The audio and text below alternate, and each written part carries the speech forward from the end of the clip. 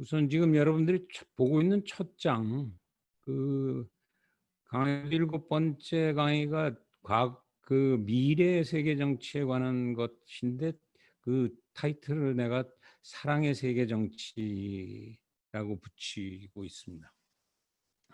얼른 듣기에는 상당히 생소한 제목입니다. 왜냐고 하면 우리가 흔히 익숙하게 생각하는 세계 정치는 오히려 미움의 세계 정치가 훨씬 더 현실적이고, 그 속에서 그 사랑의 세계 정치라고 하는 것은 그렇게 쉽게 만날 수 있는 것 같지 않은데, 그것을 왜 결론되는 주에 이런 제목으로 강의를 하나 하는 아마 궁금함이 있을지 모르겠습니다.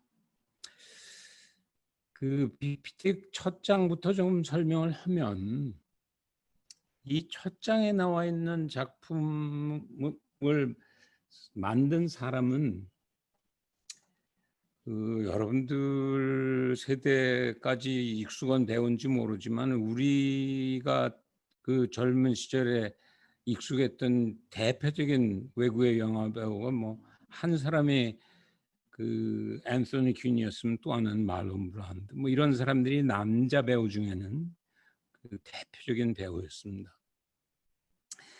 그 앤소니 퀸의 아들인 로렌소 퀸이라고 하는 아들이 그 아버지의 대를 이어서 연기를 처음엔 해볼까 하다가 자기 탤런트가 다른 데 있다는 것을 깨닫고, 이런 이 첫 장에 보이는 일종의 뭐 건축에 가까운 또는 구성적인 그 미술 작품들을 만드는 것을 시작해서 세계적인 그 아티스트가, 예술가가 됐습니다. 아마 이 작품을 보면 뭐 이게 사랑의 세계 정치라는 그 여러분들 보고 참고하라고 했던 책의 겉장에도 이 작품을 약간 변형한 그 겉장을 여러분들이 보게 될 겁니다. 금방 알겠지만은 이게 원래는 마이켈란젤로가 바티칸에 그 있는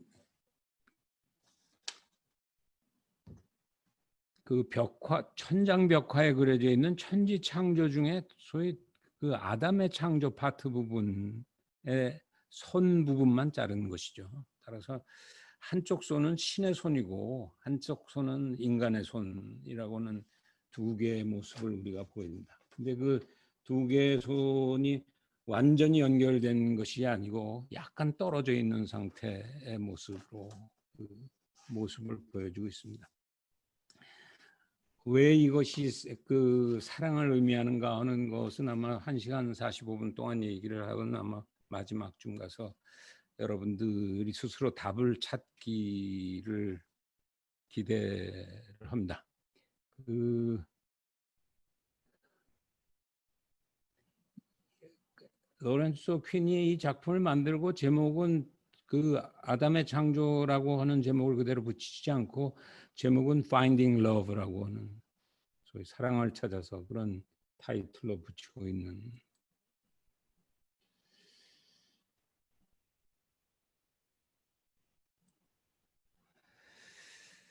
우리가 오늘 다루게 되는 것은 사랑의 세계 정치 그 책의 목차는 그 첫 챕터 사랑의 국제 정치학부터 마지막 꿈의 세계 정치학까지가 있게 되겠는데, 오늘 우선 일단 시간이 되는 대로 내가 얘기를 해보려고 하는 것은 그 마무리를 짓기 위해서 해보려고 하는 것은 마지막 챕터에 해당합니다. 꿈의 세계 정치학. 국제 정치에 관한 글 여러분들이 텍스트나 이런 것을 보는 경우에 그렇게 흔하게 만날 수 있는 제목은 아닙니다. 근데 왜 마지막 챕터를 꿈의 세계 정치학이라고 내가 제목을 붙이고 있는가 하면, 인간들이 이 지구상에서 살아가는 과정에서 또는 인간 집단이 국가라는 형태로 살아가는 과정을 아마 아주 축약적으로 요약하라 그러면 4글자로 요약할 수 있을는지 모릅니다. 하나는 삶, 산다는 삶이죠. 두 번째는 암, 뭐 지식이라고 하는 문제고, 세 번째는 함의 문제입니다. 실천의 문제고, 마지막 네 번째는 꿈의 문제입니다. 우리가 얼른 생각하기에는 꿈이라고 하는 것이 현실 세계 정치에 얼마나 의미를 가질 수 있을 것인가. 꿈이라고 하는 것은 현실이 아닌 것인데, 근데 실제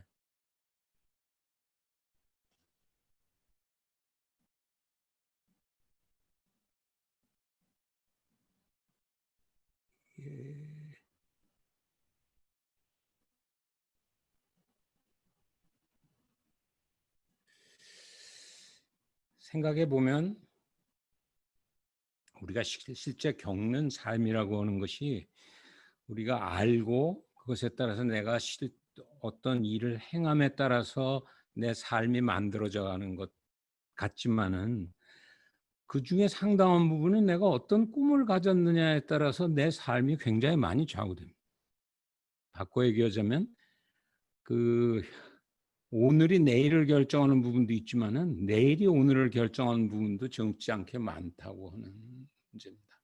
따라서 아마 챕터 9까지를 온 것에서 마지막 챕터를 미래의 세계 정치를 하면서 그것을 꿈의 세계 정치학이라는 이름으로 그 제목을 붙이고 여러분들하고 같이 여행을 좀 해보려고 하는 것이죠.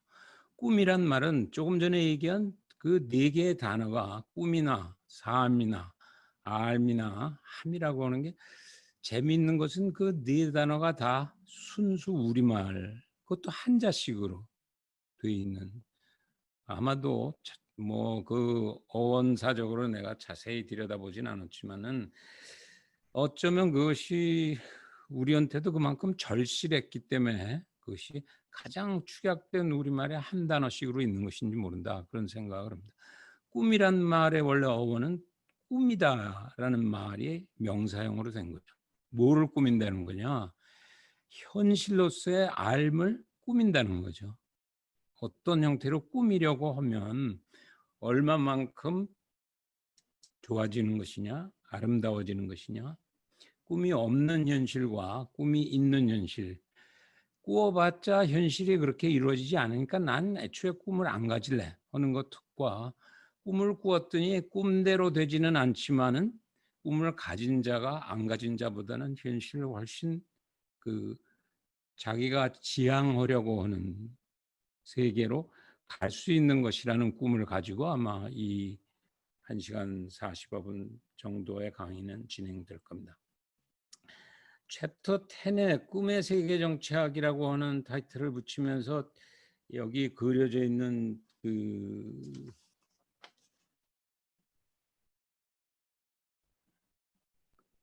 또 하나의 그림은, 내가 이런 그림들이나 사진을 오늘 그 얼굴도 어차피 그 대면으로 할 수 없기 때문에 상대적으로 그림들을 여러분들한테 많이 보여주게 될 텐데 좀 유심히 볼 필요가 있습니다.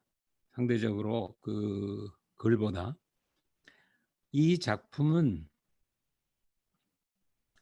그 2013년 여름에 내가 런던에서 그 흔히 이제 뭐 런던을 가서 사람들이 많이 가는 반드시 방문해야 되는 대표적인 곳의 하나가 하이드 파크, 영국을 대표하는 공원이죠. 또는 뭐 전 세계에서 가장 그 대표적인 공원이라고 할 수 있는 공원인데, 사실은 하이드 파크를 지나면은 그 바로 뒤에 또 그 그렇게 작지 않은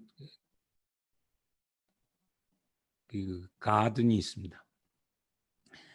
거기 서펀타인 갤러리라고 하는 갤러리가 있는데 현대 미술을 전시하는, 세계적으로 현대 미술의 미술관으로는 뭐 중요한 미술관인데, 서펀타인 갤러리가 1년에 한 번씩 전 세계의 40대 가장 뛰어난 건축가한테다가를 한 명을 뽑아서 상을 줍니다.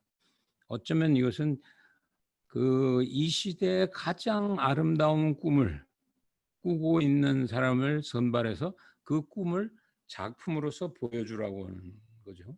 2000년이 제1회였기 때문에 금년이 사실은 20번째죠. 이 코로나 바이러스 때문에 지금 금년도 것은 그 선발된 사람은 발표를 했는데 실질적으로 이 작품을 할 수가 없어서 내년으로 실제 그 건축은 연기되어 있는데 이게 2013년에 그 작품입니다. 이 작품을 처음 보고 내가 굉장히 깜짝 놀랐던 것은 그 당시에 뭐 그 많이 생각하고 있었던 것이 꿈의 세계 정치 뭐 이런 것을 생각을 하고 있었던 것에 어쩌면 이 여기 건축되어 있는 이 모습이 내가 꿈꾸고 있는 아시아 퍼시픽이다. 그런 생각이 그 당시에 들었어요. 그래서 누가 이걸 만든 건가 해서 그 서펀타인 갤러리에 들어가서 작품 설명을 보니까 의외로 일본 사람이었어요. 후지모토 소스케라고 해가지고 그때까지는 내가 이런 건축이나 이런 것에 그렇게 뭐 큰 관심이 있지 않아서 그 잘 몰랐었는데 사실 일본은 세계적인 그 건축가들을 배출했고 끊임없이 뭐 생산하고 있죠. 우리는 상대적으로 일본을 굉장히 우습게 보지만은 일본이 그렇게 쉽사리 감당하기 어려운 측면 같은 것을 보여주는 전형적인 예죠. 예를 들어서 건축 같은 데서는 건축의 노벨상이라고 하는 프리츠커 상을 받은 전 세계에서 받은 사람 중 받은 나라가 미국하고 일본이 동률이에요. 한국은 당연히 아직 한 사람도 받아본 적이 없습니다. 우리는 그 스포츠 같은 올림픽에 아직 관심이 있지만은 사실은 건축의 올림픽 같은 데서는 일본이 상당히 앞서가고 있다는 거죠. 근데 왜 이것을 보고 내가 놀랐냐면 그 당시에 내가 꿈꾸고 있었던 것이 오늘 얘기하는 것에 이제 중요한 줄거리가 되는데 소위 복합이라고 하는 단순이라고 하는 것과 복합이라고 하는 것이 어쩌면 미래의 세계 정치는 복합으로 갈 수밖에 없는 것 아닌 것인가 그런 생각을 끊임없이 하고 돌아다니고 있었는데 하이드파크를 걸으면서도 눈앞에 건축되어 있는 이 모습은 굉장히 복합적이에요. 한마디로 단순히 그 약간의 그 상호 의존적인 국제 정치에서 이런 정도의 줄긋기 정도가 안 되고 어떻게 연결되었는지 쉽게 알 수 없을 정도의 그 모습을 보여주고 있는 그림이죠.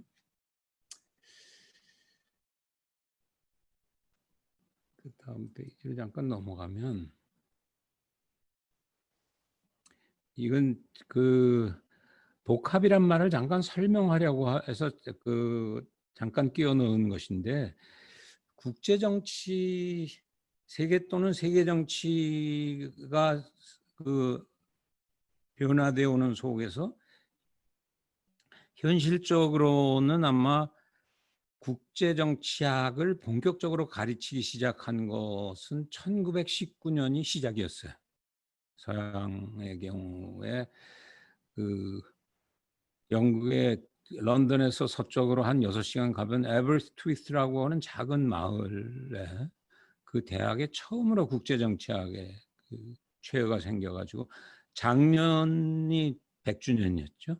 그럼 국제 정치학이 걸어온 100년을 그것을 공부하는 사람들이 그 여러 가지로 요약하는 과정에서 상당히 큰 논쟁이 지난 100년 동안 있어 왔다고 하는 것에 가장 최근 논쟁 거기에 보면 편의상 번역을 안 하고 그냥 영어로도 있습니다만 first, second, third, fourth, fifth debate에 2001년부터 나타나는 것을 소위 국제정치의 복합성 이런 것들이 새롭게 등장하는 21세기에 등장하는 새로운 국제정치의 모습이다 하는 것들을 전형적으로 보여주고 있어서 내가 후지모토 소스케나 그런 작품들을 보고서 그 복합을 생각하는 것이 내 혼자의 개인적인 생각이 아니라 어쩌면 21세기 국제정치학이 지금 당면하고 있는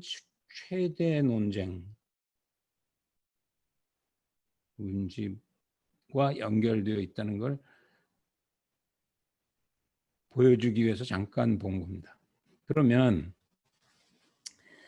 얘기를 이렇게 진행을 하겠습니다. 그러면 21세기의 세계의 꿈을 잘 꾸면은 그게 내 삶을 일정하게는 훨씬 더 풍요롭게 아름답게 말 수 있는 부분이 있다고 한다면 과연 21세기 세계의 꿈을 나는 어떻게 꾸어야 될 건? 한 개인으로서 나의 21세기의 나는 또는 내가 포함되어 있는 21세기의 한국은 한반도는 또는 21세기의 아태는 어디로 가야 된다고 생각을 어느 쪽으로 가는 꿈을 꾸어야 할 것인가 하는 얘기를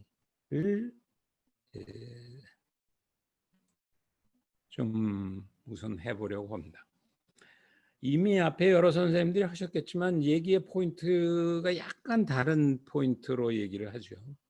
그러면 편의상 미국은 과연 어떤 꿈을 꾸고 있는 것일까 하는 것이죠. 뭐 그것도 3억 3천만이나 되는 인구 중에 다 다른 꿈을 꾸겠죠. 누구나 꿈을 꿀 권리는 있으니까.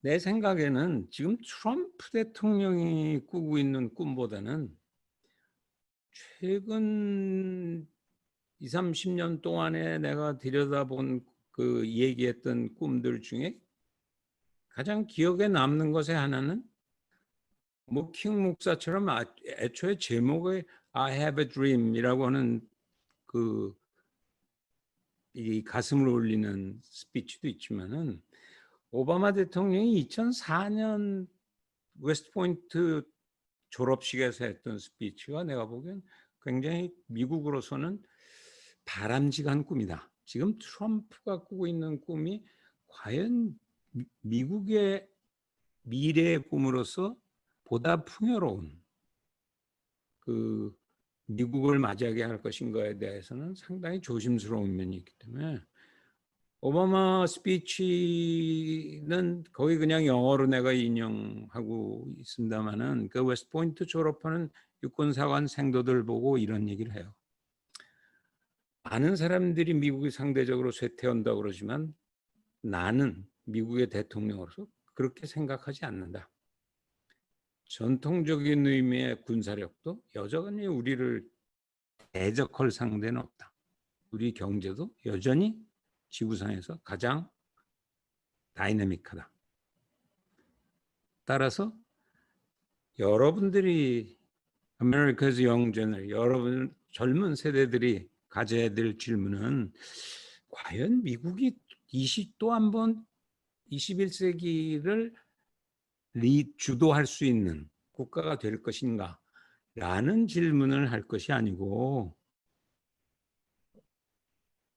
주도할 것은 당연한데 어떻게 하면은 미국이 세계 질서를 보다 효율적으로 지도해 나갈 수 있을 것인가 하는 것을 고민해야 될 것이다.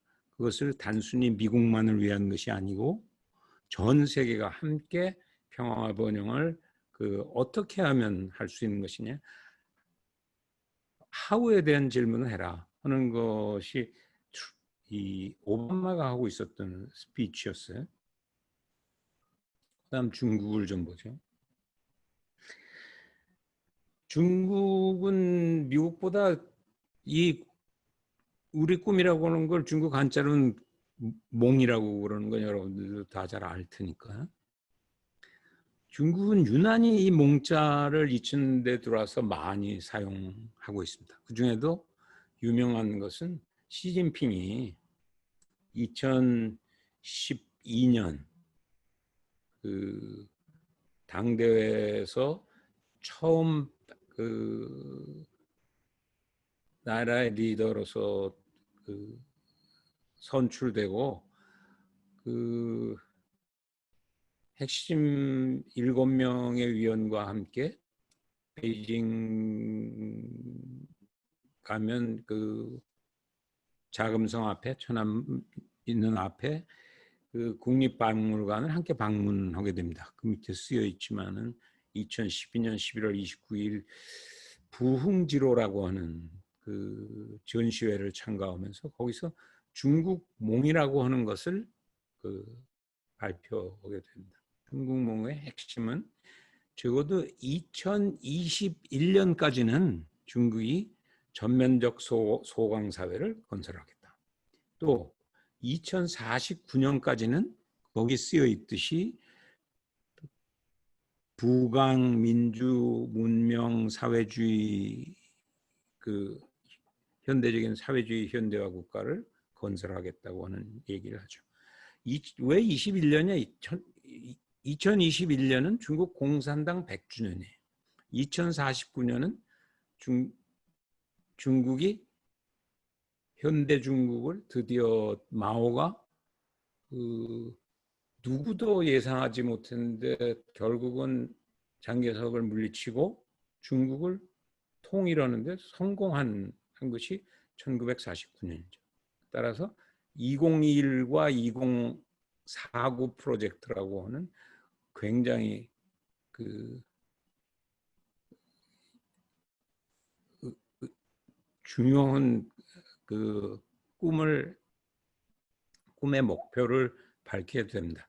소강사회 건설이라고 하는 말은 우리는 많이 쓰지 않는 말이지만 공자 이래 사용돼 왔던 말로서 천하가 대란 상태에서 그다음 천하 대동으로 태평성대가 되는 과정에서는 그 중간에 소강이라고 하는 중간 단계를 거칠 수밖에 없다.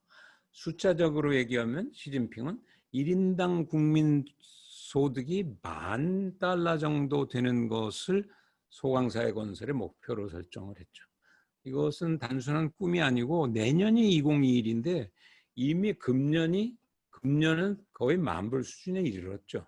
지금 14억 인구의 만불이면 14조 아니에요? 중국의 GDP가 이미 14, 15조를 바라다보고 있으니까 2049년은 뭐냐? 아까 얘기했듯이 만약 현대 중국 건설 100주년이 되면 2050년에는 대강 지금 예상컨대는 2030년 정도 되면 중국의 GDP와 미국의 GDP가 비슷해질 것으로 생각을 해요. 중국이 아마 2만 불 경제가 되고 2만 불이면 15억을 곱보면 30조고 3억 3천의 미국 인구에 한 뭐 6만 불 정도 돼야 7, 8만 불 돼야 되겠죠. 3억 3천에 30조 되려면 2049년은 경제는 오히려 중국이 미국을 앞서지 토탈로는 1인당 국민 소득은 상대적으로 작다고 하더라도 따라서 우리가 이것을 보면 대단히 야심찬 계획을 중국의 꿈을 밝히고 있고 그때는 이게 뭐 설마 하니 그렇게 생각했는데 의외로 우선 1단계는 물론 지금 이 코로나 바이러스의 시기를 맞이해서 모든 경제가 그 마이너스를 거치고 있기 때문에 일정한 조정기를 거치겠지만 그렇다고 하더라도 상당한 변화를 우리가 그 상정을 해야 될 거라고 생각합니다. 그럼 또 하나 우리 주변의 중요한 국가로 우리는 그렇게 대단하게 생각하지 않지만 내가 아까 설명했듯이 그렇게 간다는 나라는 아니다. 일본이 여러 가지로 어려움을 겪고 있다고 하지만은 여전히 5조 가까운 GDP를 가지고 있는 그 국가로서 뭐 여러분들이 언론 매체를 봐서 알겠지만은 아베 신조 수상이 건강상의로 일단 자리를 물러났죠. 근데 재밌는 것은 인터넷으로 여러분들이 만약 중국 인터넷이나 미국이나 일본, 러시아 이런 데를 다 들어가 보면 미래의 꿈에 대해서 가장 얘기가 없는 데가 일본이에요. 뭐 그건 좋은 의미에서는 굉장히 현실에 충실하고 그 쉽게 이루어지지 않을 허황된 꿈을 꾸지 않는다는 장점도 있지만은 동시에 또 다른 면으로 보면 정말 미래를 내다보는 그런 커다란 목표 같은 것을 가지고 있지 못하는 딜레마, 어려움 같은 것을 일본이 가지고 겪고 있다고 하는. 따라서 일본의 글들을 다 찾아봐도 특히 정치인들을 중심으로 찾아보면 일본의 꿈이라고 할 만한 것을 찾기가 굉장히 어렵다. 그나마 내가 그런 대로 좀 찾아볼 만한 것이라고 찾았던 것은 2015년 아베가 미국 상원에서 연설을 하면서 Toward an Alliance of Hope, 희망의 동맹을 향해서라고 얘기하면서 일본이 목표로 하고 있는 21세기는 한마디로 얘기하면 두 가지다. 하나는 적극적 평화의 모색이고 두 번째는 희망의 동맹, 특히 미일 동맹을 강조하는 것입니다.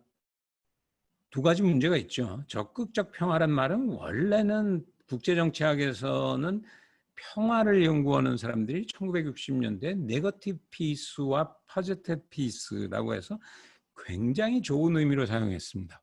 네거티브 피스라고 하는 것은 평화라고 하는 것이 단순히 폭력적인 충돌을 안 하는 전쟁을 피하는 것이 평화라고 하는 것은 소극적 평화다. 진정한 평화가 오려면은 두 당사자가 같은 생각을 가져야 된다고. 아이덴티티를 공유하게 되는 때가 와야 진정한 의미에서 싸움이라고 하는 것이 없어지지 않냐. 근데 아베가 쓰고 있는 포지티브 피스는 그런 의미는 전혀 아니었죠. 그동안 일본은 사실은 명실상부한 근대 국가에 필요한 적절한 군사력을 가지고 있지 않았기 때문에 보다 적극적으로 일본이나 동북아의 평화를 위해서 보다 적극적인 역할을 하겠다고 하는 의미에서 좀 다른 의미에서 평화였습니다. 러시아만 빼고 넘어가기 조금 섭섭해서 마지막으로 간단히 푸틴의 스피치를 거기 인용을 해놓고 있습니다. 알다시피 탈냉전이 되면서 가장 많은 어려움을 겪고 있는 러시아이기 때문에 물론 새로운 외교라고 하는 개념을 필요로 하고 있고 따라서 그 내용이라고 하는 것은 탈냉전 속이기 때문에 지역적으로는 아시아 태평양을 과거보다는 훨씬 더 강조하게 되고 또 군사적인 것이 아닌 방향에서의 새로운 관계의 모색이라고 하는 얘기를 하고 있습니다. 마지막으로 우리가 돌아볼 것은 북한의 꿈입니다. 북한의 꿈, 북한은 무슨 꿈을 꾸고 있을까? 21세기에 어디로 가려고 하는 것인가? 라고 하는 것을 우리가 생각을 좀 해볼 필요가 있죠.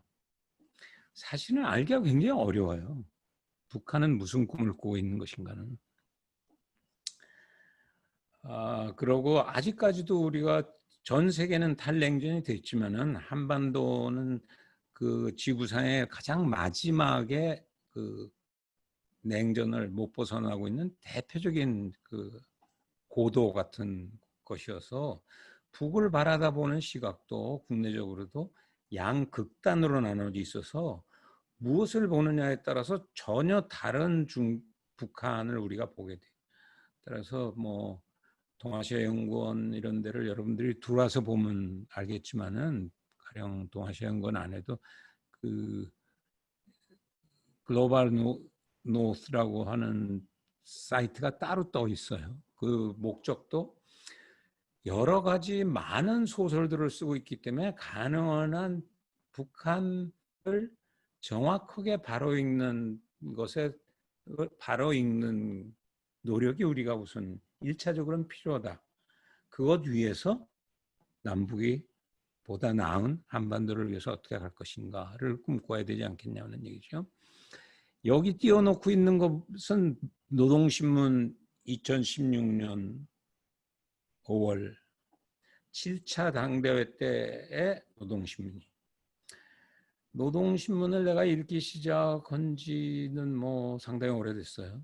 최근에는 뭐 편해졌습니다. 왜 그러냐면 여러분들이 도서관을 경유하면은 그 합법적으로 별 불편 없이 노동신문을 볼 수 있게 돼 있어요. 학술적인 목적으로 들여다보는 경우에. 내가 최근 몇십 년 본 중에 이 날짜 그 7차 당대 노동신문은 가장 화려한 신문이었어요. 평일에는 보통 노동신문이 6면 정도 나오는데 이날 아마 기억에 일요일 판이 아니었는데 24면을 발행했어요. 일본, 북한도 얼마나 중요하게 생각했는지를 잘 알 수 있죠. 그렇게 그 많은 면의 노동신문을 본 적이 없으니까요. 또 그 7차 당대회라고 하는 것이 그 북한이 건국을 한 이래 7번째고 6차 당대회는 사실은 80년대 초반에 하고 거의 36년 동안 당대회가 없었어요. 그런 의미에서는 굉장히 중요한 당대회죠. 따라서 유심히 볼 수밖에 없죠. 남의 말들을 보기보다는 물론 이 당대회의 노동신문도 선전적인 내용을 대단히 많이 포함하고 있지만은 우선은 그 선전적인 내용을 통해서 무슨 생각을 하고 있는가, 어떤 꿈을 꾸고 있는가를 읽는 법을 배우는 것이 굉장히 중요하다는 것이죠. 따라서 그날 아침 신문을 24면을 내가 유심히 들여다보면서 결국 김정은 위원장의 가슴과 머리를 차지하고 있는 것은 아주 축약적으로 얘기하면 세 개의 핵심적인 꿈을 가지고 있는 것이다. 1. 김정은 유일 영도 체제를 계속하겠다. 국내적인 것이죠. 정치 체제. 두 번째로는 본인이 그런 얘기를 16년 신년사에 했지만은 휘황한 설계도를 보여주겠다. 이것이 뭐 우리가 얘기하는 아마 꿈에 해당하겠죠. 북이 어디로 갈 것인가. 세 번째로는 그 꿈을 실현하기 위해서는 핵 경제 병진 노선을 가겠다. 김정은 위원장이 꾸고 있는 세 개의 꿈을 노동신문을 통해서 다시 한번 아마 확인할 수 있는 대표적인 신문 내용이었죠. 근데 문제는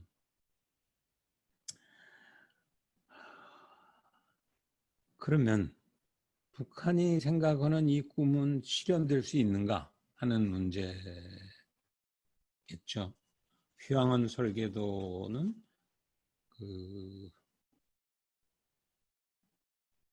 달성될 수 있는 것인가. 내가 보기에는 앞에 얘기한 여러 나라들 중에도 가장 어려운 꿈을 꾸고 있는 부분이 있다. 왜 그러냐면 그것이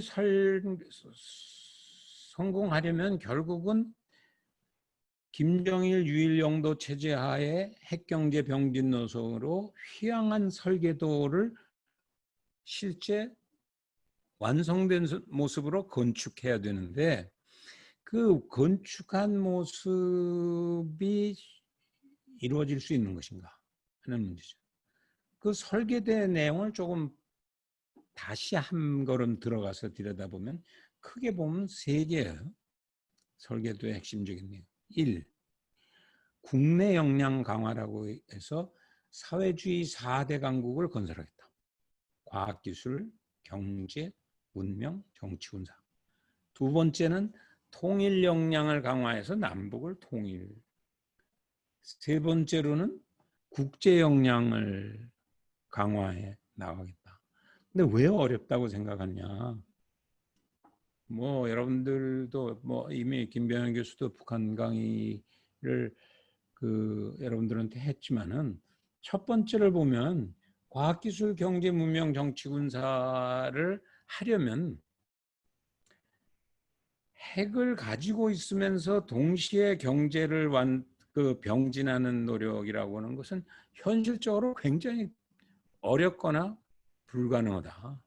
그 이유는 핵을 가지고 있는 한은 현재 놓여 있는 유엔의 제재나 경제 제재나 또는 다양한 강대국들의 경제 제재를 쉽게 폐기시킨다고 하는 것은 현실적으로 불가능하다. 그러면 혼자서 해야 되는데, 자립갱생해야 되는데, 현실적으로 북한이 지금 목표로 하는 것은 그 조그만 정도의 경제 성장을 필요로 하고 있는 것이 아니라 흡사 중국이 1978년 개혁 개방 이후 지난 40년 동안 거의 두 자릿수 경제 성장을 계속해 왔어요. 그러니까 오늘날 만불 경제가 됐고 2만 불 경제를 바로 앞에 내다보고 있는 거죠. 지금 북한 경제가 1970년대 남북 경제가 비슷했는데 양쪽의 정책적인 선택에 따라서 한쪽은 여러 우여곡절을 겪었음에도 불구하고 여러 문제를 가지고 있어도 3만 불 경제에 있다 그러면 북은 아직도 1000불 경제를 넘어서기가 쉽지 않은 딜레마에 있어요. 그 단계에서는 내가 생각하기에는 중국의 개혁 개방을 훨씬 넘어서는 단순히 두 자릿수가 아니고 20%면 20%의 경제 성장을 그것도 한두 해가 아니고 10년, 20년 또는 중국처럼 한 제너레이션을 거듭해야 되는 노력이 필요하다. 그것은 자립갱생으로는 현실적으로 불가능하다. 그러니까 상호 모순적이라는 거죠. 통일 역량 강화와 그 국제 역량 강화도 현실적으로 대단히 어려운 부분에 놓여 있죠. 통일 역량이 오늘날에는 양쪽의 그 역량이라고 하는 것이 상대적으로 상당한 격차가 벌어져 있기 때문에 현재와 같은 그 남북 관계를 모색해 가지고는 커다란 돌파구를 마련하기 어렵다. 마지막으로 국제 역량에서는 최대 문제가 미국과의 관계 개선인데 현실에서 보다시피 이것이 그렇게 쉽게 풀리기가 어렵다라고 하는 딜레마가 있죠. 그러면 정말 우리가 오늘 이제 얘기를 조금 집중적으로 해보려고 하는 것은 우리는 어떻게 할 거냐. 굳이 기왕에 그 정부들의 보수건 진보 정부들의 꿈이라고 하는 것을 내가 그렇게 요약을 안 하고 바로 여러분들의 꿈을 얘기하려고 하는 것은 일본도 꿈에 대해서 얘기가 별로 없지만 우리도 상대적으로 멋들어진 꿈의 설계도가 제대로 그려진 것들이 없어요. 보수는 보수대로 없고 진보는 진보대로 과거를 청산한다고 하는 것에 보다 많은 신경을 쓰고 있어가지고 미래를 어떻게 꾸며나갈 것이냐에 대해서 정말 치열한 고민 또는 노력 이런 것들은 현실적으로 굉장히 부족하다. 더더구나 한국은 상대적으로 주변이 다 우리보다는 상대적으로 현실적으로는 대국에 둘러싸여 있기 때문에 북한 빼고는 그들과 어깨를 견주거나 그들을 또는 데리고 가려고 하는 경우에는 현실이 상대적으로 우리가 그 작기 때문에 훨씬 꿈을 크고 세련되고 현실화될 가능성이 많은 꿈을 꿔야 되고 그러자면 누구보다도 꿈에 투자를 많이 해야 되는데 역설적으로 우리는 꿈의 투자가 굉장히 적은 것이 오늘의 현실이다. 그건 무슨 이유, 물론 이유는 있죠. 지난 70년 가까운 또는 그 앞에 일제식민지 또는 19세기를 겪어오는 동안에 워낙 현실에서 그 갈등 번민 속에서 풍요로운 꿈을 꿀 겨를이 별로 없었죠. 따라서 이 정말 화려한 꿈을 꾸는 것은 여러분의 몫일 수밖에 없다. 내가 자꾸 그 19세기를 하면서도 그 정말 한반도 한국의 천년대계를 내다보는 것들을 왜 19세기 사람들은 못했는가?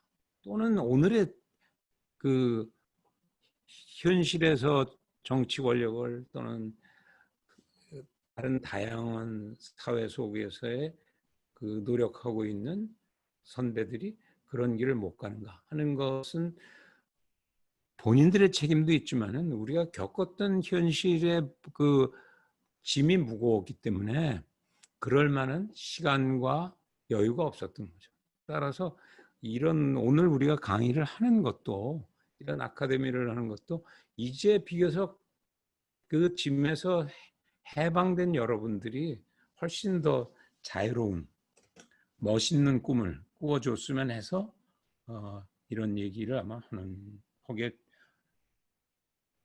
된다고 생각을 해요. 구체적인 꿈의 내용에 대해서 넘어가기 전에 만약 그러면 정말 제대로 된 꿈을 꾸려면 어떻게 해야 될 것인가? 꿈을 멋들어지게 꾸는 무슨 묘안이 있나? 방법이 있는가? 우리가 그 사회과학 방법론 이렇게 공부하듯이 아름다운 꿈을 꾸기 위한 방법론 이런 것이 사실은 나는 필요하다고 생각을 해요. 그래서 내가 여기서 그 중간 징검다리로 보여주고 있는 것에 결국 그것의 핵심은 상상력 파트인데 상상력을 얼마나 우리가 키우느냐 하는 것이 현실로 주어져 있는 삶을 멋있게 꾸밀 것인가 하는 것이기 때문에 똑같은 삶이 주어져 있어도 그것을 훨씬 아름답게 꾸미는 쪽하고 하나도 안 꾸민 쪽하고는 마지막 부딪히는 그 최종적인 현실은 엄청난 차이가 그 현실적으로 우리는 맞이하게 될 수밖에 없다는 얘기죠. 내 개인적으로 보면 상상력은 키울 수 있는 것인가 하는 고민을 개인적으로 많이 했어요. 물론 상상력은 기본적으로는 유전인자적인 요소가 있어요. 그것이 유난히 더 예민하고 더 창대하고 아름다운 꿈을 꿀 가능성이 있는 유전인자가 있는 것도 사실이지만은 그러나 대부분의 경우는 유전인자를 후천적으로 얼마나 키우느냐 하는 것이 거의 대등하게 중요하다. 키우는 방식은 뭘까? 상상력을 키우는 방식은 내가 지난 50년을 국제정치를 바라다보는 학을 해오면서 느꼈던 것은 어설픈 책을 단순히 읽는 것이 아니고 동서고금의 다양한 현실 속에서 거대한 꿈을 또는 아름다운 꿈을 꾸었던 것에 대단히 다양한 모습과의 만남을 가질 기회를 늘리는 것이다. 그러는 과정에서 나는 전혀 그렇게 생각할 수 없었는데 어떻게 저렇게까지 생각을 할 수 있을 것인가. 그것이 결과적으로는 내 꿈을 키우는 동서고금의 꿈꾸는 자들을 넘어서는 꿈을 내가 꿀 수 있게 되고 그것이 궁극적으로는 21세기에 동서를 넘어서는 꿈을 한반도에서 꿀 수 있는 것이 아니냐는 얘기죠. 시간이 별로 없어서 다 할 수 있을는지 모르겠는데 짤막짤막하게 뭐 설명을 조금 해보겠고 관심이 있는 사람들은 책을 조금 자세히 읽으세요. 책에 뭐 요약도 해놨고 대개 그 해당 나를 자극했던 나의 상상력을 자극했던 열 몇 편의 그림들 또는 뭐 지도 이런 것들에 대한 컬럼도 따라붙고 있으니까 자극을 아마 받을 수 있다고 생각을 해요. 첫 번째 그려져 있는 것은 천화도예요. 천화도라는 게 얼른 생각하기에는 동양의 뭐 다양하게 있을 것 같은데 흥미로운 것은 중국이나 일본에 천화도가 없어요. 근데 착각하지 말아야 될 것은 그러면 우리만 역시 그래도 스케일 있게 천화도를 꿈꿨구나. 이렇게 생각하지도 동시에 말아야 될 것이 사실은 이 천화도는 그냥 나온 것이 아니고 17세기 초에 제수잇 선교사들이 중국으로 넘어오면서 마테오 16세기 말 17세기 초 그중에 대표적인 마테오 리치가 결국 베이징까지 가게 되는데 당시에 베이징에서 가장 관심이 있었던 것의 하나가 지도였어요. 뭐 자명종, 뭐 천체보기 뭐 이런 것 중에 지도였어요. 그 이유는 그때까지의 동양이 그리고 있었던 세계 지도는 서양이 그렇게 자세히 표시되고 있지 않았어요. 처음으로 서양이 동양만큼 크게 그려진 소위 그 고려 만국전도라고 하는 것을 1602년에 처음 만들죠. 우리도 굉장한 관심이 있었어요. 따라서 고려 만국전도가 우리한테 바로 전달됐는데 바로 우리도 얻어왔는데 우리 국내적으로는 세 가지 충격을 가져왔어요. 하나는 그것과 비슷한 그 제수잇을 서양이 그린 그런 그림들 지도에 대한 관심이 점차 커져가는 것이 그런 변화가 하나 있었고 또 하나는 우리 나름으로 이제 그려보려고 하는 전통적으로 그리고 있었던 세계 지도에 대한 그림들이 있었는데 굉장히 엉뚱한 것의 하나가 천화도라는 것이 그런 마테오 리치적인 임팩트를 받으면서 등장한 그림이에요.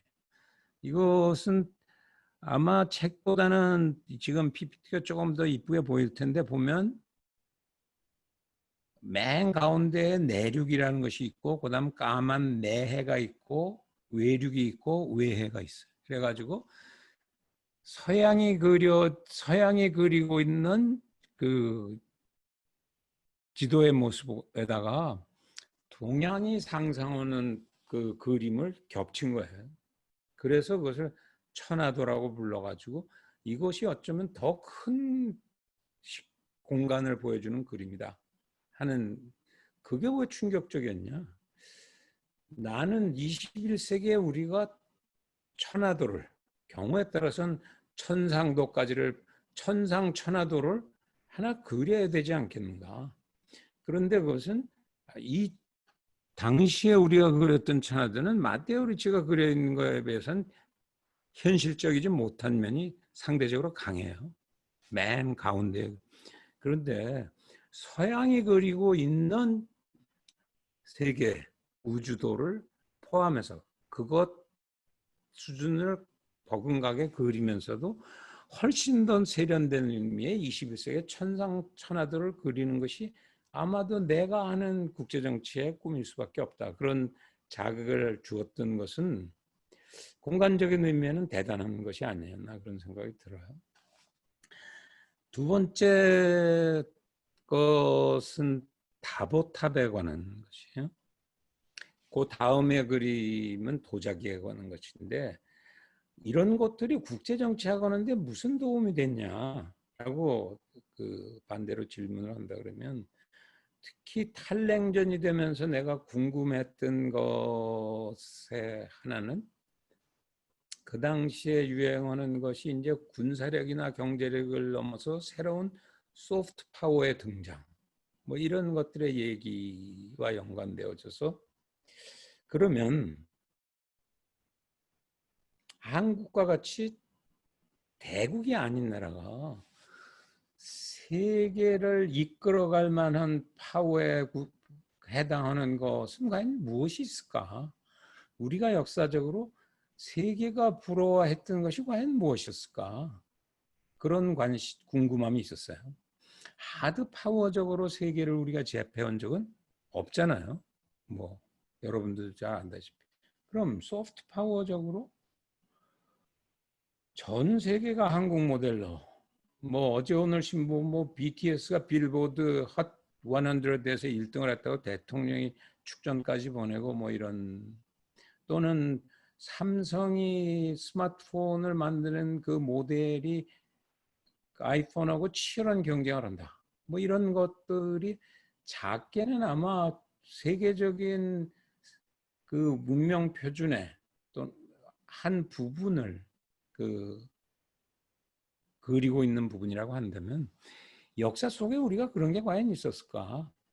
그런 것들을 90년대부터 궁금해했던 것에 아무리 생각해봐도 별로 없어요. 여러 가지로 따져봐서 그 객관적으로 평가할 만한 것으로 눈에 띄는 것은, 하나는 도자기였고, 두 번째는 여기 나오는 다보탑이었고, 세 번째는 한글 같았어요. 근데 한글은 현실적으로 전 세계에 뭐 한국 빼고 한반도의 남북 빼고 요즘 BTS 때문에 한글 배우는 사람이 좀 늘어났긴 했지만은 상대적으로는 그렇게까지 그 넓게 깊이 알려지지 않은 보물 같은 것이었다고 할 수밖에 없죠. 우선 다보탑 얘기부터 하면, 따라서 다보탑을 뒤늦게 관심을 가졌는데 이중적으로 나한테 이것은 흥미로웠던 것이, 그 다보탑의 모습을 보면 거기다가 내가 이 국보에다가 약간 이제 덧칠을 해놓은 그림이 있는데, 이것은 우리가 꾸어야 될 꿈의 내용하고 굉장히 관계가 있는 파트예요. 그 당시에 내가 이제 이 꿈을 꾸는 방법을 넘어가면, 그러면 정말 우리가 무슨 꿈을 꾸어야 되는가 하는 것 중에 하나는 액터적인 차원에서, 하나는 무대적인 차원에서, 하나는 연기적인 차원에서 라고 하는 세 개의 측면에서 바라다보게 될 텐데, 특히 무대의 변화를 바라다보면서 다보탑의 아름다움이라고 하는 것을 처음 소프트 파워적으로 발견하고 유심히 보는 속에, 처음에는 이게 몇 층 탑인지도 몰랐어요. 근데 결과적으로 이제 알게 된 것은, 공식적으로는 이것을 3층 탑으로 표현을 하죠. 왜 아름답다고 하는 것이냐? 중국의 소위 벽돌로 쌓여있는 소위 전탑의 모양들하고, 또는 일본의 그 목탑이 주로 되어 있는 것과 변해서, 우리가 이 석탑으로 되어 있는 것에 이 다보탑은 사이즈로는 세계 최대는 아니지만은, 이게 무엇을 만든 것이냐 하면, 당시에 750년대에 그 불국사를 가면 왼쪽에 석가탑이 있고 다보탑이 오른쪽에 놓여 있다고 하는 것은, 또 뭐 놓여 있는 것에 따라서 왼쪽 오른쪽이 바뀌겠지만은, 석가가 설법을 하는 것에 그것을 지원하기 위해서 다보열애가 옆에 그 솟아오른 모습으로 법화경의 모색이 묘사가 돼 있어요. 그러면서 표현이, 인간이 상상할 수 있는 아름다움의 극치의 모습이다. 따라서 이것을 그때 만들려고 하는 경우에 아름다움의 극치를 만들기 위해서 모든 형태를 다 동원하는 모습이에요. 그래서 2층에는 것이 4개로 나눠져 있고, 아래 기반이 있고 맨 꼭대기가 있는 형태로, 나중에 가서 한번 다시 설명을 할 테니까 우선 넘어가죠. 세 번째는 도자기예요. 도자기 뭐 엄청난 그 양의 도자기를 조선 그 한반도에서도 만들었지만은, 수많은 도자기 중에 내가 처음 연애를 시작했던 도자기의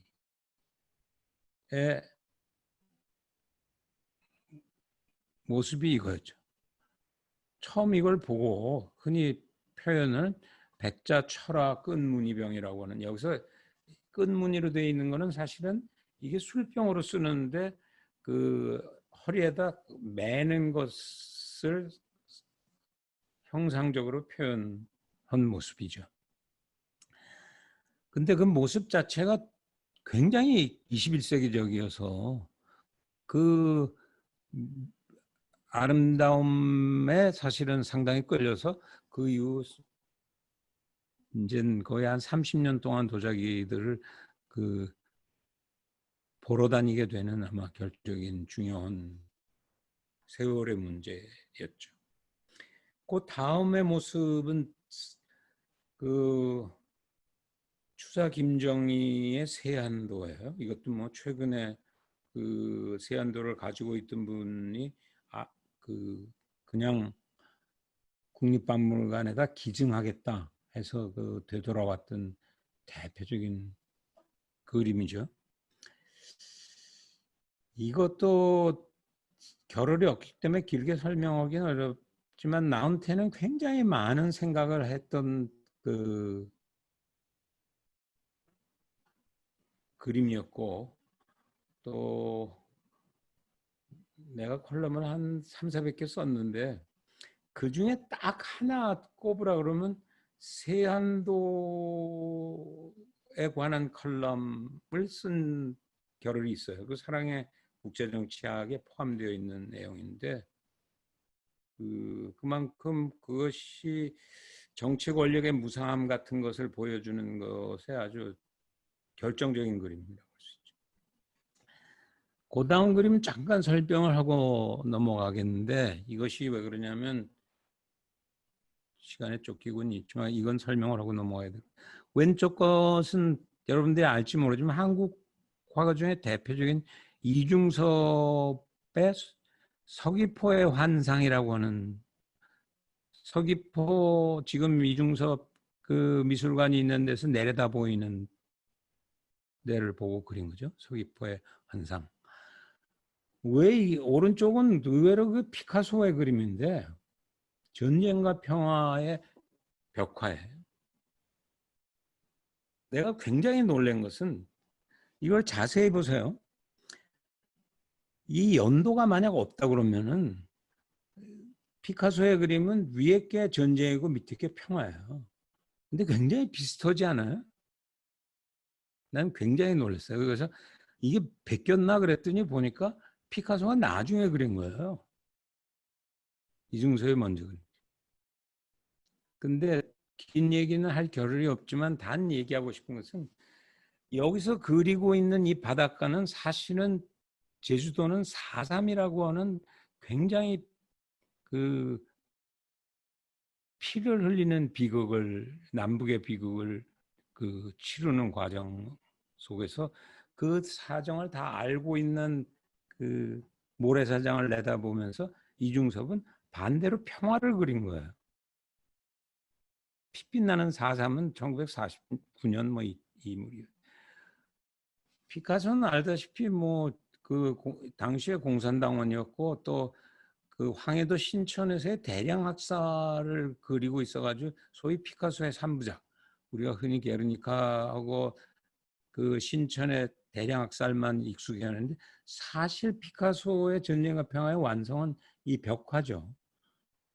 그럼 왜 이렇게 비슷해졌을까? 나는 개인적으로 어떻게 생각하냐면 사랑과 미움의 국제정치학에 결국 미움의 국제정치학을 끝까지 들어가서 그 속에서 미움을 넘어선 사랑을 바라다 보려고 하는 눈은 어쩌면 동서양을 넘어서서 이중섭과 피카소의 묘한 만남이 있는 거 아닌가, 그런 생각의 얘기를 사실은 좀 해주려고 했던 것이죠.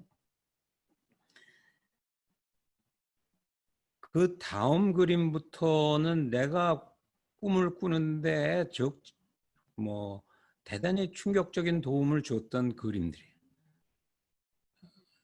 그 여러분들이 뭐 고호 정도는 알 테니까, 고호가 지금 주고 그 권총 자살을 한 그 파리에서 북쪽으로 조금 올라가면 있는 오베르시루아즈를 가면은 거기에 있는 교회예요. 근데 굉장히 재밌는 것은 이 교회를 그렸는데 그 그림의 앞에 조그맣게 그려 있는 게 원래 그림의 복사본이죠. 이건 파리에 있죠. 근데 흥미로운 것은 가서 보면 그림은 현실 같고 현실은 그림 같아요. 그래서 내가 오랫동안 국제정치학을 가리키면서 그 사실은 우리한테 중요한 것은 국제정치가 중요하고 국제정치학은 국제정치다웁게 국제정치를 보게 하려고 학을 하는 것인데, 따라서 고는 그것을 그렸는데 국제정치학이 굉장히 국제정치답고, 반대로 가서 교회를 보면 그것은 굉장히 추상적인 모습으로 바뀌어진다는 재미난 표현이죠. 그 다음 것은 소위 말하는 복합이라고 하는 모습을 보여주는 그림인데 시간이 없으니까 넘어가겠습니다. 오늘 하려고 하는 그 마지막 파트에게 복합이기 때문에 이 데이비드 하큰이라고 해서 현대화 미술에 관심 있는 사람들은 누구나 아는, 이 사람이 늘 괴로워하는 것은 이건 자기 집 앞에 놓여 있었던 그 영국의 요크셔 지방의 그 자기 집으로 들어가는 길인데, 어떻게 캔버스에 그림을 그려도 그 캔버스의 2차원의 그림은 죽는다. 현실이 투영되지 않는다. 그래가지고 왼쪽 오른쪽이 그 커다란 차 앞에다가 9개의 렌즈를 붙이고 매일 찍은 거예요. 그래서 하나는 눈 온 날, 하나는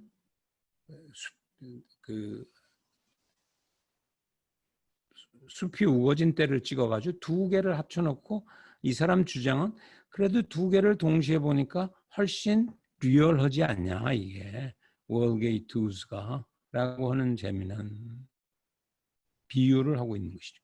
오른쪽에 있는 것은 한국이 낳은 대표적인 현대 미술가인 백남준이 죽기 얼마 전에 했던 작품이죠. 원 캔들,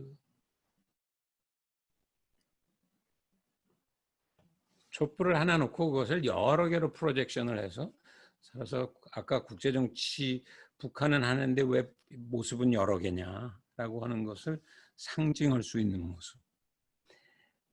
그 다음 아까 이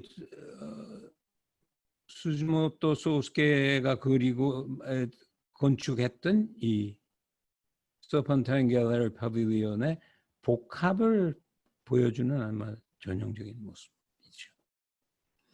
오른쪽 부분이라고 하는 것은 토마스 사라세노라고 하는 또 하나의 현대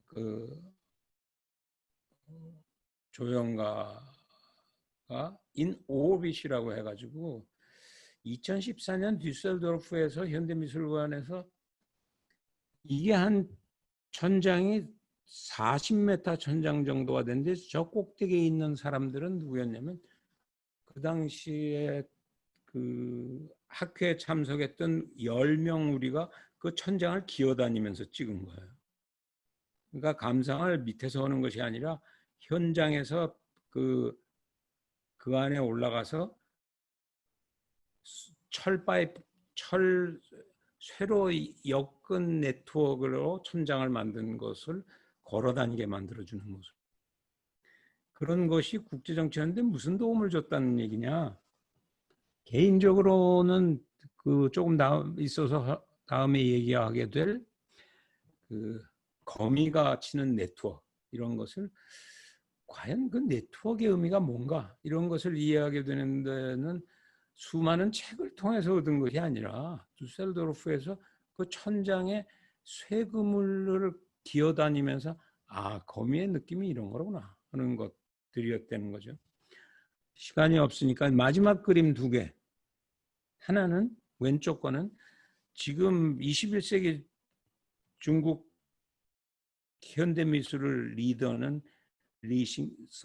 리송송이라고 하는 사람의 정야사라고 하는 200의 시예요.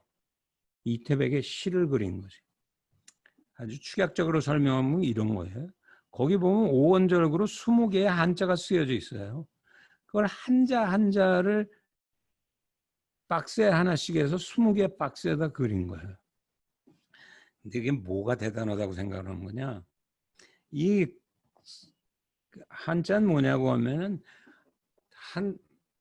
그 8월에 달빛이 지상에 내려 비치니까 흡사 이것이 그 서리가 내린 것 같다. 그래서 굉장히 아름답게 묘사를 해놓고, 그런데 그래서 하늘을 쳐다보니까 밝은 명월이 떠 있는데 사실은 마음속은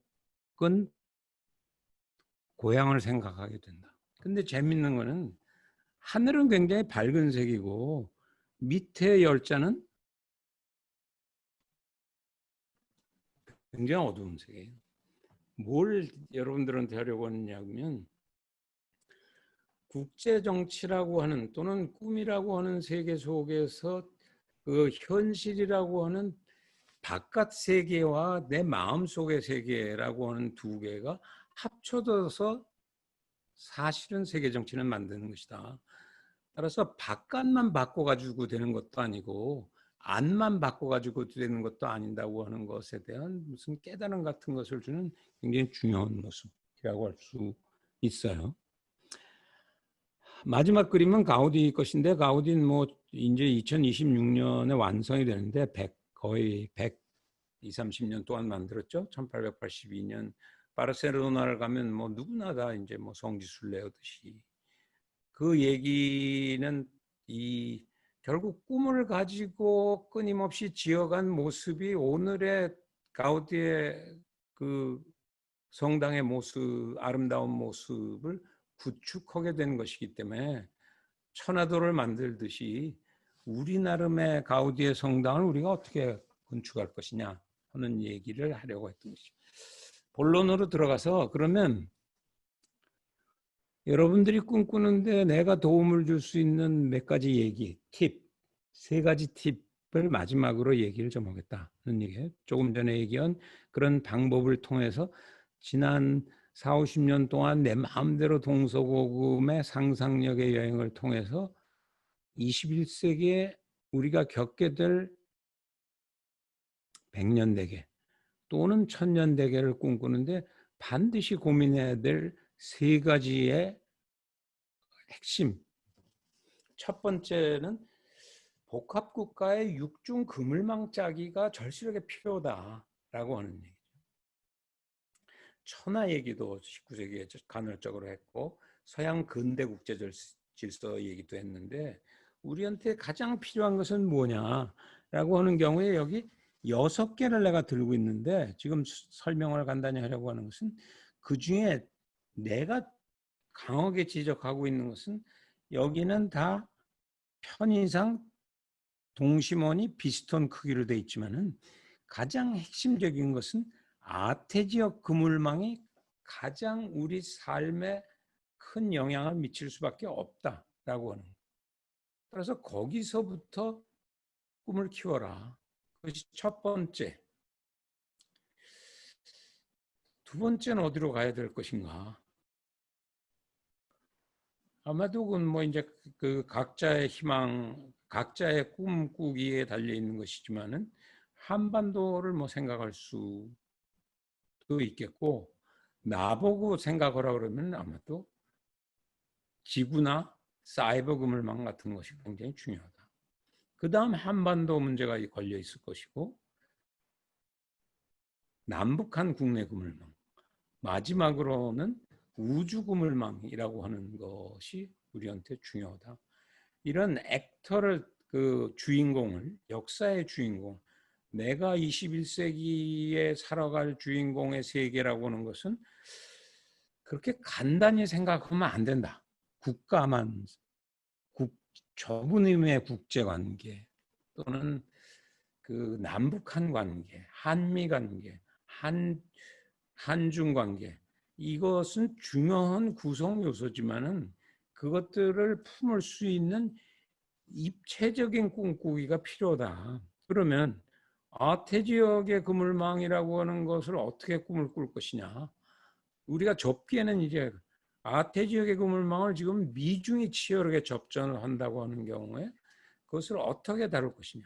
지금 현재 우리 수준은 그 수준에서도 꿈을 꾸는 수준은 미국도 우리한테 중요하고 중국도 중요하니까 미국도 품고 중국도 품는 방법밖에 없지 않겠어요? 그게 굉장히 초보적인 대답인데 그것은 굉장히 교과서적인 대답이라는 얘기죠. 그러고 경우에 따라서 미국이나 중국이나 다 섭섭해할 수도 있어요. 그럼 어떻게 하라는 얘기냐? 그거보다는 훨씬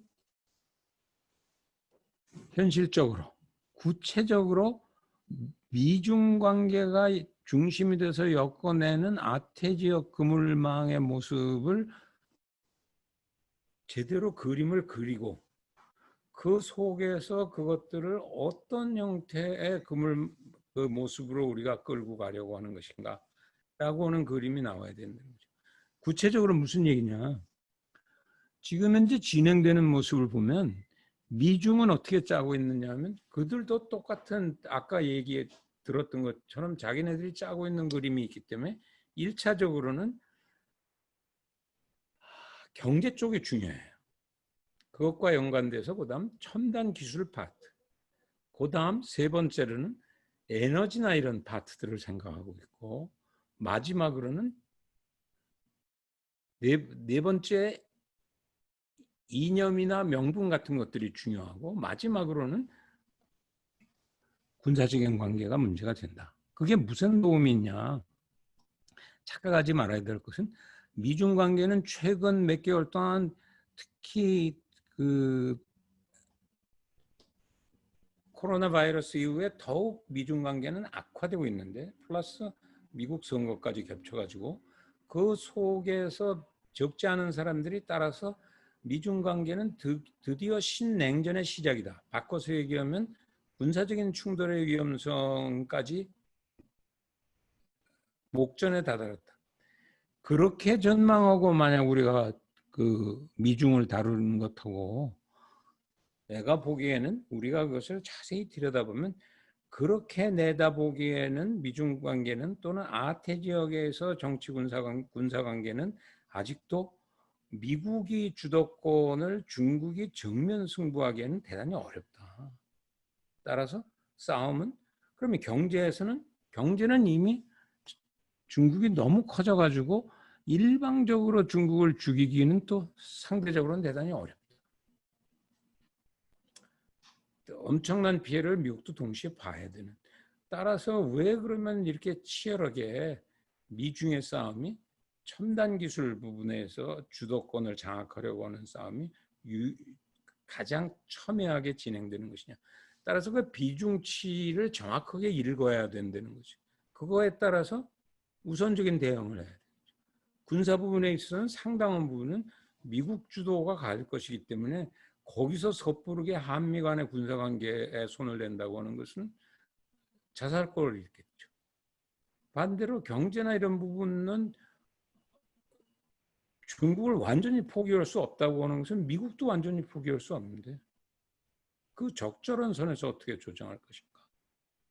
이런 것에 대한 그림이 제대로 만들어져야 된다고 하는 얘기죠.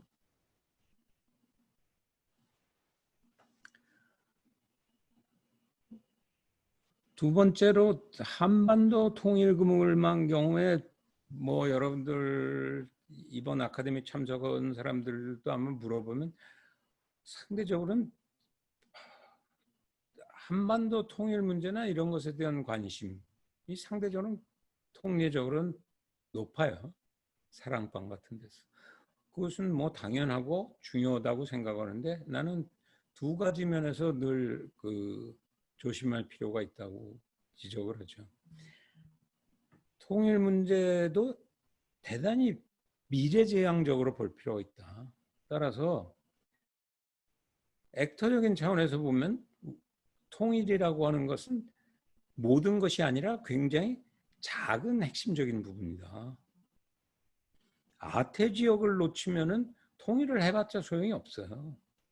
또 지구적인 차원이라고 하는 것을 놓치고 통일은 큰 부분을 차지하기는 어려워요. 그것이 하나고 두 번째는 통일 방안도 새롭게 생각해야 된다. 이미 우리가 특히 지금 희한한 문제에 겨를이 없으니까 내가 그냥 읽어보라고 가령 챕터 2의 북핵 같은 것을 예로 들고 있지만은 그 강경 노선도 해봤고 우리가 유연 노선도 취해봤어요. 그 두 개가 다 남북 간의 긴장을 풀어나가는데 반드시 돌파구를 마련하지 못했어요. 그것보다는 훨씬 복잡한 그림을 만들어야 된다. 그것을 뭐 일명 나는 바꿔세계에서 그것도 복합 통일론이다. 또는 네트워크 통일론이다. 따라서 여러분들이 글로벌 NK 같은 걸 들어가 봐도 거기에 그 경제 제재라고 하는 것은 일정하게 유지할 수밖에 없는 측면이 있다. 북이 핵을 가지고 있는 한. 그 뭐 설명은 김 교수가 이미 잘 했을 것이고, 또 동시에 북이 혹시 실수를 하지 않도록 하기 위해서도 억제 체제를 우리가 가지고 있는, 공격하지 않더라도 상대방의 군사적인 실수를 막기 위한 억제는 가져야 된다. 그것만 가지고는 문제가 풀리지 않는다. 세 번째로 중요한 것은 상대방을 품을 수 있는, 인게이지하는, 그 품어내는 형태의 남북한 관계는, 보다 더 중요한 것은 마지막으로는 북은 북 나름대로의 내부적인 자기 변모가 반드시 이루어져야 아마도 한반도의 통일 문제는 풀려나갈 것이다 라고 하는 4대 구성 요소를 우리가 그 EA 글로벌 NK 같은 데서도 강조하는 이유는 그런 것이죠. 지구그물망이라고 하는 것은 사실은 아까 북쪽에서는 자력갱생이라고 하는 얘기를 하지만은 이것은 사실은 논란의 대상이 되기는 어려워요. 물론 트럼프의 등장이든지 영국의 브렉시트 같은 현상을 통해서 지구화 현상이라고 하는 것이 글로벌라이제이션이 디글로벌라이제이션 되는 것 아닌가. 나는 그것은 단기적인 현상이라고 봐요. 결국 진정한 의미의 리글로벌라이제이션 되지 않으면 단기적으로는 아메리카 퍼스트가 남는 장사인 것 같지만은 장기적으로는 뒤로 미치는 장사이다. 어쩔 수 없이 지구 공간을 판을 넓게 쓰는 나라가 유리할 수밖에 없다.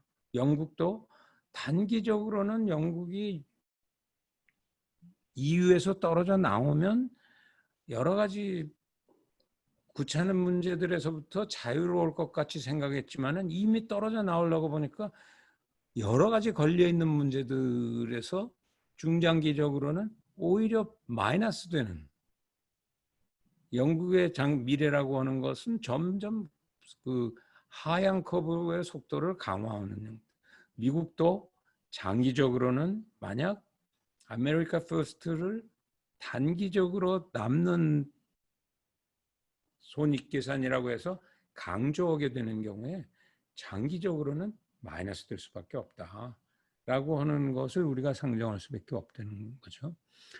나머지 두 개는 우리 경우에는 중요해요.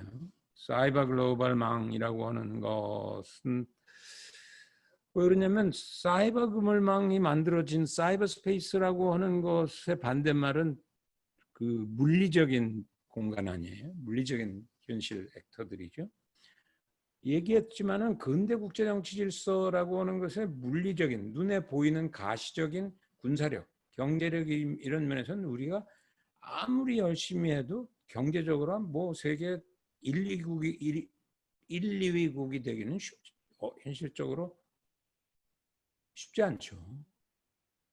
중국이나 일본을 다 뭐 통일을 하기 전에는. 그러면 사이버 스페이스라고 하는 것은 그런 전통적인 근대적인 영토적인 측면을 넘어선 인간들의 공유되는 사유 속에서 만들어진 공간이기 때문에 만약 사이버 스페이스라는 말을 만들었던 그 개념 설정처럼 그 컨센슈얼한 이 같은 느낌으로 해서 만들어지는 일종 상정하는 공간이라고 하는 면에서는 지금 특히 뭐 하드웨어적으로는 우리가 비교적 가장 선진국의 하나로 가고 있지만은 소프트웨어적으로도 그러니까 특별히 신경을 써서 투자를 해야 될 공간에 우주 그물망이라고 하는 것은 첫 시간에 잠깐 얘기했지만은 아메바의 등장을 인해서 우리로 하여금 다시 한번 생각하게 만드는 공간이죠. 빅뱅에서부터 출발해서 오늘날의 지구까지 왔는데 어느 땐가는 이 지구는 다시 소멸되어지는 쪽으로 진행될는지 몰라요. 그런 공간 속에서 우리가 그것을 어떻게 대응할 것인가. 그것까지를 왜 그러면 그 코로나 바이러스에 대응하는 경우에 선진국도 실패하고 후진국도 실패하는가?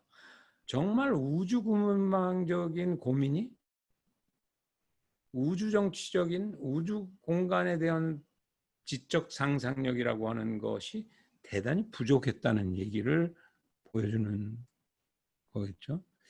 이게 첫 번째 얘기고, 이 그림은 아무리 이런 설명을 해도 그게 무슨 말이에요. 그래서 내가 실제 우리 눈에 있는 것으로 거미줄들을 찾았어요. 인터넷에서. 그랬더니 거미가 우리보다는 훨씬 나은 게, 거미 스스로는 이렇게 단순 거미줄도 치고 미중관계처럼 이중 거미줄도 있고 이렇게 복합 거미줄을 치는 거미줄도 있어요. 또 거미의 종류 중에는 대단히 근대적인 속성의 움직임을 하는 것과 동시에 그물을 치는 거미적인 이중적인 움직임을 하는 늑대거미라는 것이 동시에 존재해요. 따라서 그 늑대거미의 3층 다보탑 쌓기라고 되어 있는 두 번째 팁은, 만약 액터에서 여태까지 기껏해야 그것을 이중적인 무슨 그물망도 아니고 뭐 남북 관계를 어떻게 개선하고 미중 관계를 조정하면 뭐 우리가 문제를 풀어나가지 않을 것인가. 그런 것보다는 훨씬 생각의 폭이나 깊이를 넓히려면 육중 그물망치기에 대한 상상력을 키워라 하는 얘기가 첫 번째 팁이었어요. 두 번째는 그렇게 해서 육중 그물망을 어느 무대에서 쌓으라는 얘기냐 하는 경우에, 거기 그려놓은 것처럼 안보와 번영, 전통적인 의미로는 부국 강병이죠. 이거는 근대 국가적인 국제 정치의 노력이 없어진 게 아니죠. 우리는 이제 그 미래 국가를 지향하기 때문에 더 이상 안보나 경제 성장은 신경을 덜 쓸래. 역설적으로는 일본은 반대로 가는 거 아니에요? 그동안 군사력을 최소한으로 가지고 있다가 정상 국가가 되겠다고 그러는데, 내가 그래서 일본 보고는 뭐 좀 묘한 얘기지만 그런 얘기를 해요.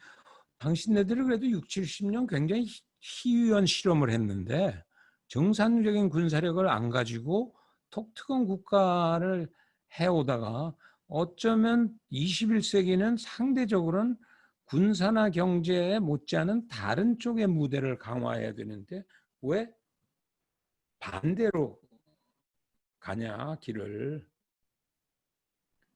그러면은 뭐 적지 않게 당황했는데, 따라서 안보와 번영 플러스 왜 그 두 개만 가지고는 21세기의 새로운 문명 표준이 될 수 없는 것인가. 그것은 안보와 번영이 19세기나 20세기로는 부국 강병이라고 하는 말로 표현돼야 되는데, 그것을 각축하는 형태로 진행을 시켜봤더니 두 가지 커다란 문제가 발생한 거예요. 하나는 그런 속에서 각 개별 액터들의 차별성 또는 아이덴티티가 제대로 반영이 안 되는 거예요. 따라서 그것은 문화적인 요소가 제대로 투영되지 않는 국제정치였기 때문에 그것들이 드러나는 국제정치가 우리한테 뭐가 있는데, 21세기 최대 문제는 테러 같은 거죠. 중동 같은 데서는 우리는 우리 나름의 그 가치나 명분이라고 하는 것이 우리 삶이라고 하는 것이 제대로 반영되지 않는 무대라고 하는 것을 그대로 받아들일 수 없다. 따라서 이 무대가 점점 커지는 거예요. 뭐 한계 안에서는 중국도 마찬가지죠. 중국도 중국 나름의 문명이라는 것이 이슬람적으로 테러를 하지는 않지만은 우리가 서양 주도의 그 문화를 그대로 가치나 명분을 그대로 받아들이는 형태로 갈 수는 없다라고 하는 얘기. 또 하나는 생태 문제죠. 좁은 의미는 환경이지만은 환경이란 말은 굉장히 인간 중심적인 얘기고 더 넓은 의미에서 얘기하면 그 생태적인 차원에서 인간 중심으로 이렇게 마구잡이의 국제 정치를 하다 보니까 하나는 작게는 주변의 자연에 커다란 피해를 입히게 된 거죠. 그러니까 그것을 구체적인 것이 뭐 오존층이 깨졌다 또는 최근 최대의 문제는 기후변화 같은 것으로 인해서 결국은 인류가 공멸할지도 모른다. 아직까지는 안보 번영이 더 크지만은 과거보다는 훨씬 큰 형태로 다가온 거예요. 생태완이. 그런데 이번 코로나 바이러스를 통해서 생태2가 등장한 거예요.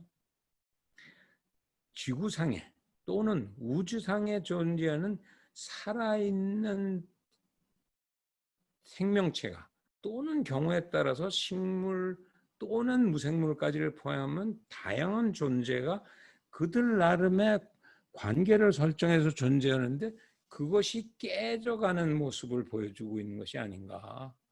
소위 이 영어로 좀 바이오다이버시티에 깨져나간 문제고 따라서 코로나 바이러스의 문제는 그렇게 우리가 간단히 감기같이 생각을 하고 이것을 어떻게 박멸할 것인가 이런 수준으로 생각하는 한 인간은 지구상에서 박멸을 될 위험이 굉장히 많다. 나는 그렇게 생각을 해요. 그것은 어쩌면 코로나 바이러스가 가져다 주는 인간들에 대한 기후변화라고 하는 것이 인간들한테 주는 경고라고 한다면 근대 국제 질서에 대해서 코로나 바이러스도 또 하나의 경고죠. 조금 더 겸손하게 살아라.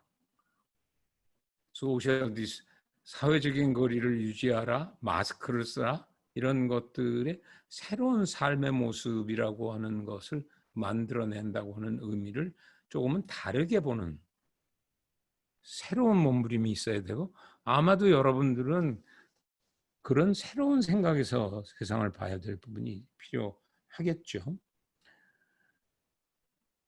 거기다 21세기의 가장 중요한 것의 하나는 바닥의 기술 정보 지식이라고 하는 새로운 무대가 등장했다는 거예요. 그 바닥은 인류 역사에서는 상당히 오랫동안 변해왔어요. 인간이 처음에 가장 기본을 이루고 있었던 것은 종교였어요. 웬만한 건 다 종교가 해결했죠. 그 다음은 정치였어요. 자본주의의 발달과 해서 경제가 보통은 베이스였어요. 근데 21세기의 혁명적인 기술 발달에 따라서 기술 정보 지식이 베이스 모든 것에 임팩트를 미치는 따라서 이것을 보고 이런 다보탑을 구축하겠다고 해야 최소한 선후진국이 한국 모델 괜찮은데 나보다 생각이 앞서가는데 또 현실적인 결과도 그렇게 낮지 않느냐. 마지막으로 한 3, 4분 남은 것 같으니까 연기예요. 퍼포먼스. 앞에 액터와 스테이지에 의해서 퍼포먼스를 어떻게 할 것인가. 여러분이 스테이지에 올라가서 어떤 춤을 추려고 해. 어떤 춤을 준비해야 될 것인가.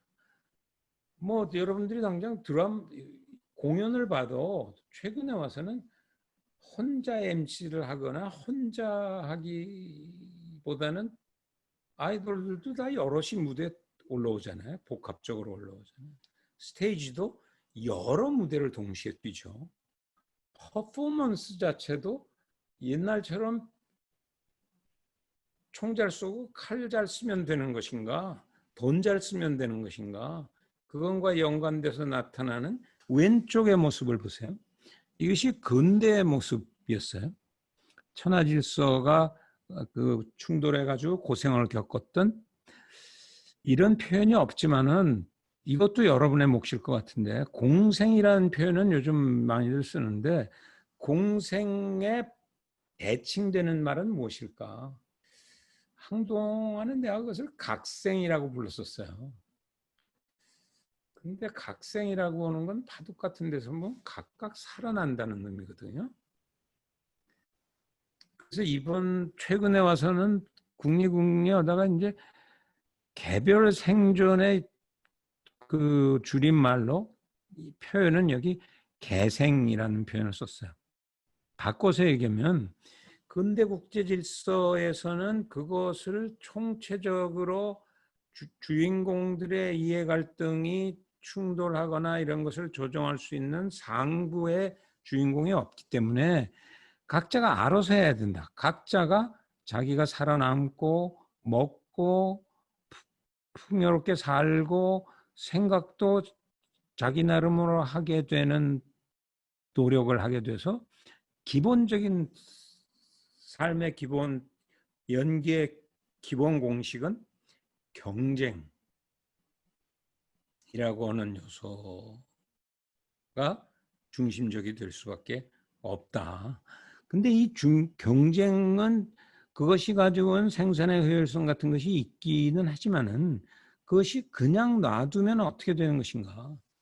결국 내가 우선 살아남아야 된다. Me first이기 때문에 끝까지 가면 타자가 없어야 내가 살아남는다고 하는 딜레마에 빠지게 돼요. 따라서 쉽사리 그것이 컨플릭트 쪽으로 갈 수 있는 위험성이 굉장히 많이 있다는 거죠. 그것을 이제 스톱을 걸기 위해서 거기 그 그림표로 보면 협력이라고 하는 그 연기의 이중적인 잣대를 동원해서 컴피티션과 코오퍼레이션을 경쟁과 협력을 통해서 그것이 분쟁으로 가지 않도록 노력하려고 하는 몸부림. 이것이 현실적으로 가지고 있는 국제정치의 모습인데 내가 마지막으로 사랑의 국제정치에서 얘기하려고 하는 얘기는 공생이라고 하는 것은 무엇인가? 공생은 나도 살고 남도 살고 함께 사는 공생을 흔히 이 진화생물학에서는 자기 조직화와 공진이라고 하는 표현으로 써요. 영어로는 self organization과 co-evolution이라고 하는. 공식적으로는 뭐 1964년에 유명한 논문에 의해서 이것이 유명해졌지만은 보통 이 그림을 많이 들죠. 이 벌새와 꽃인데 영어로는 원래 hummingbirds예요. 근데 어떻게 된 건지 동양 표현이 훨씬 더 세련된 표현이죠. 우린 볼 같은 새라는 거예요. 근데 왜 여기 갖다 그랬냐면 이 볼새가 오랜 세월을 겪는 동안에 이 꿀을 빨아먹는 주둥이가 굉장히 길어진 거예요. 또 동시에 꽃은 꽃대로 이 벌새들이 좋아하는 꿀을 생산하는 형태로 다른 것들이 와서 먹으면은 별로 익숙하지 않은 꿀을 생산하는 형태로 바뀌어서 서로가 공생하는 모습을 보여주는 것이죠. 무슨 얘기를 하려고 하냐면 내가 사랑의 국제정치의 챕터 1이라고 하는 것에서부터 한번 봐라 그랬던 얘기가 처음 대학을 들어가서 나한테 부딪혔던 괴로움 하나는 반항과 적응 속에서 결국 사랑이라는 제3의 길을 선택할 수밖에 없지 않는가 그런 생각을 했다 그랬어요. 근데 그런 비슷한 생각을 여기저기 찾아다니는 속에서 발견했던 것은 루소가 어떤 얘기를 했냐면 인간 또는 인간 세계나 국가의 국제관계가 사랑의 국제정치와 사랑의 개인관계가 안 되고 미움의 관계가 되는 것은 불어적인 표현으로 하면 아무르 프로프르의 세계가 되었기 때문에 그렇다. 그것을 나는 경쟁애라고 번역을 했죠. 각 개체가 서로 꼭 내가 그렇게까지 잘해야 되지 않아도 되는데 상대방을 이기는 것이 이겨야 내 존재가 확인되는 것으로 생각을 하는 거죠. 우리가 뭐 명품을 찾아 헤매는 것도 다 그런 것에 전형적인 표현 같은 것이죠. 근데 이 공생의 세계에서 얘기하는 것은 자기애와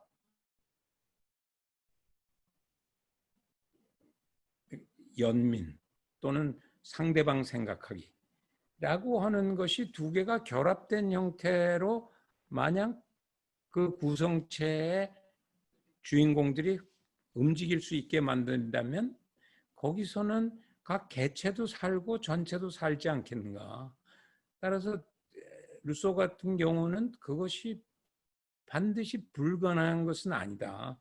대부분 사람들이 미움의 현실의 합스 같은 미움의 정치학이나 미움의 국제정치학이 불가피하고 그것이 사랑의 정치학이나 사랑의 국제정치학은 반드시 불가능한 것이냐에 대해서 루소는 아니, 만약 우리가 경쟁에서부터 자기를 사랑하는 애는 반드시 필요하다. 불가피하게.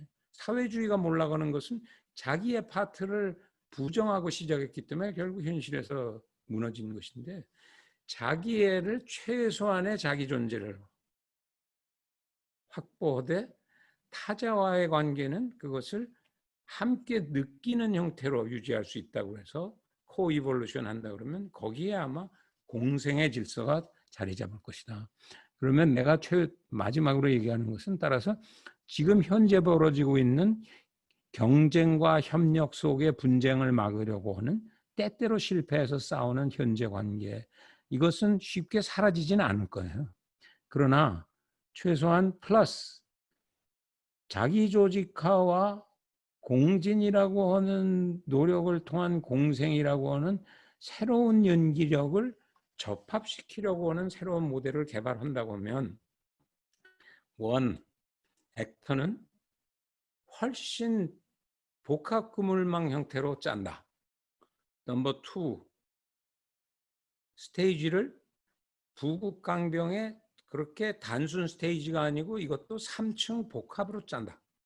마지막 퍼포먼스도 그렇게 단순 연기력이 아니라 복합 연기력을 개발한다. 이런 것을 만들어 가지고 그것이 바로 여러분의 몫이고 그것을 통해서 만약 세계의 만국의 젊은 이들에게 BTS의 노래로만 꼭 그들을 감동시킬 수 있는 것이냐. BTS의 노래를 내가 이렇게 보면서도 초보적인 생각은 있어요. 가령 거기서 얘기하는 fake love 같은 것은 전형적으로 경쟁에 해당하는 본인들은 아주 초보적으로 느끼지만 fake love를 넘어선 진정 자기애로 가야 된다고 하는 얘기가 BTS의 노래의 가사들의 특히 후기에 나타나는 최근에 나타나는 트렌드의 모습이면 왜 노래만 해도 그런 노력을 하는데 여러분들이 그런 아름다운 꿈을 꾸지 못하라는 법이 없다. 노래를 잘하는 사람은 그렇게 해서 기여하는 거고 어차피 내가 국제정치 이런 것에 관심이 있어서 이해 아카데미에 왔으면 뭘 써서 내라고 그러는데 그런 미국이나 중국이나 일본이나 러시아나 또는 아프리카나 그 중동에서 보기에 야 그거 굉장히 재밌다 BTS 노래처럼 그렇게 되는 얘기를 작곡 작사해서 우리들한테 좀 전해달라 하는 얘기를 마지막으로 하고 싶었던 거예요.